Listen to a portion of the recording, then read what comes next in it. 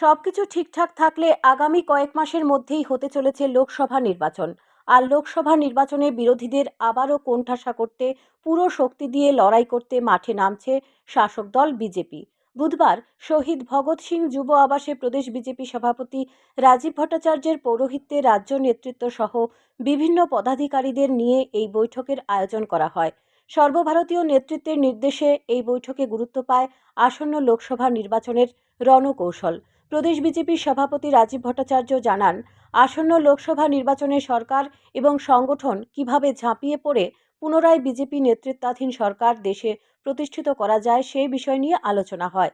বিশেষ করে ত্রিপুরার 2টি আসনে বিজেপি জয়ী হয়ে প্রধানমন্ত্রী নরেন্দ্র মোদীকে উপহার দেওয়ার সম্পর্কে আলোচনা হয়েছে এই দিন। লোকসভা নির্বাচনের আগে কিভাবে সংগঠন আরও বেশি শক্তিশালী করা যায় সেই বিষয় নিয়েও আলোচনা হয়। সামনেই আমাদের লোকসভা নির্বাচন, আমাদের বড় নির্বাচন, বড় উৎসব।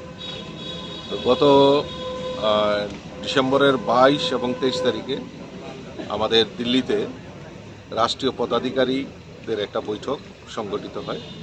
সেখানে দেশের যশস্বী প্রধানমন্ত্রী নরেন্দ্র মোদীজি থেকে শুরু করে আমাদের অমিত ভাই শাহ এবং আমাদের রাষ্ট্রীয় সভাপতি আদরণীয় জেপি নাড্ডাজির পৌরোহিত্যে একটি বৈঠক অনুষ্ঠিত হয়।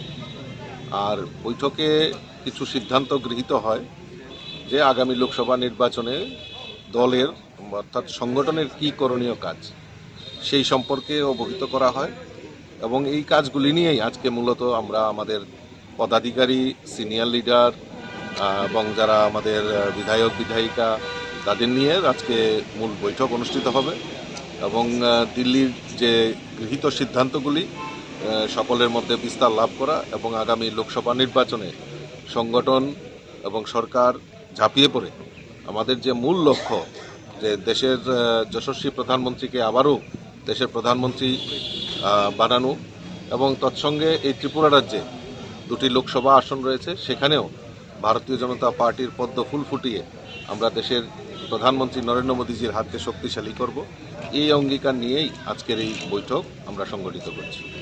বৈঠকে এছাড়াও উপস্থিত ছিলেন মুখ্যমন্ত্রী ডাক্তার মানিক সাহা, প্রাক্তন উপমুখ্যমন্ত্রী জিষ্ণু দেববর্মন সহ অন্যান্যরা।